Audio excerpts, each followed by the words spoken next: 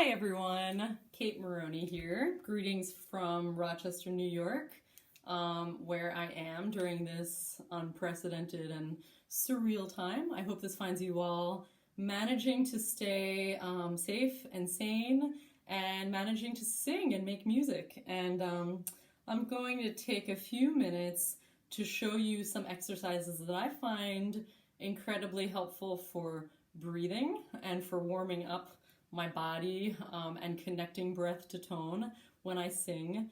And I hope you find them useful. I love this idea that we can share some ideas with each other during this time so we maintain a sense of community.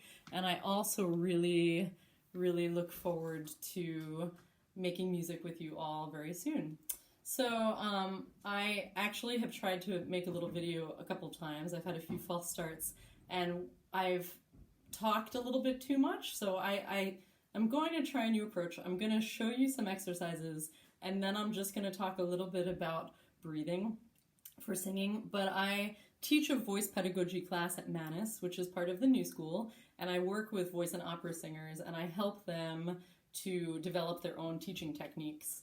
And what I've decided I'll do is, along with this little video demonstration, I will send Ryan the outline that I use in my class that goes through the steps on what's happening physiologically and anatomically with breath from the time we take an inhalation and through maintaining a phrase when we sing. So I'll send that, and I also have a video on YouTube where I talk a little bit about singers and breathing, and actually the connection to gastrological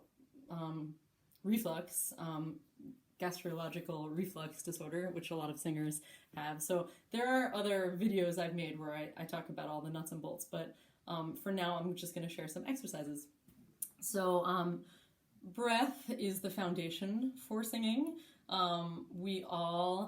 I think we all know that. We all work with choir directors who have us do all sorts of shh, shh, shh, shh, or, breathing out on S and counting for a period of time. And I think that all of these exercises are really helpful. And yet we often don't really get a sense of feeling how much and what parts, how much our body has to work and what parts of our body are doing the work. My favorite singers and the technique I strive for and work on is the singing that you see where singers achieve what we call a noble posture. So nothing in the chest or neck is activated, the throat remains open, the laryngeal position can remain relaxed.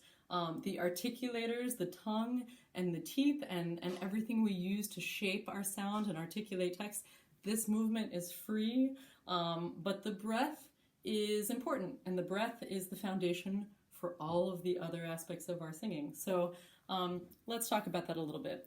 First, I want to do a body mapping exercise. When we breathe, our brain sends a signal to our diaphragm, which is a large muscle that bisects the upper part of our body from our lower abdominal area. So when we breathe, our diaphragm actually contracts and our brain sends a signal to it. So our brain tells our diaphragm, hey, this body needs some breath. So the diaphragm contracts and it's at rest. It's like an upside down salad bowl. So why don't you all try this with me?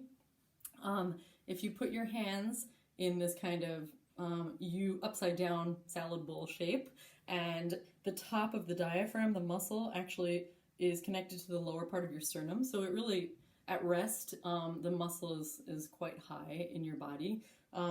So at rest, it's way up here. And when you breathe, what happens is the diaphragm contracts. As it contracts, it flattens. So the muscle itself flattens, and that, as you can see, allows for the rib cage to expand low, and it pushes your abdominal viscera down and out. So actually what's happening is, on contraction, the muscle moves down and out, and that allows for breath to come in. The breath coming in is sort of a byproduct of the contraction of the diaphragm. You can check my outline for all of the details and other resources that illustrate this idea. But let's take a couple of breaths, pretending that our hands are our diaphragm. So in order, it's almost as though the diaphragm moves before you take breath, but I'm gonna slowly move my hands down as I'm taking breath.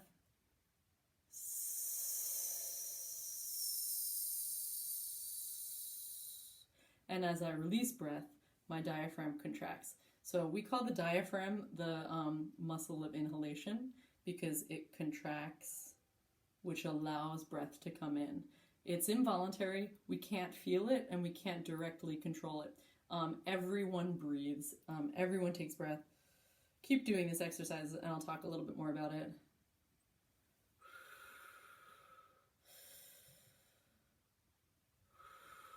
Everyone takes breath.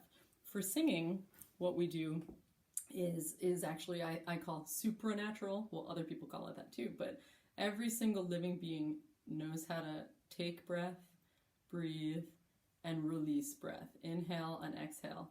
For singing, we have to calibrate the exhalation so that we have a beautiful onset of a phrase and the beautiful release of a phrase, and that we maintain support of our singing tone throughout a phrase. Italian, legato, everything is connected.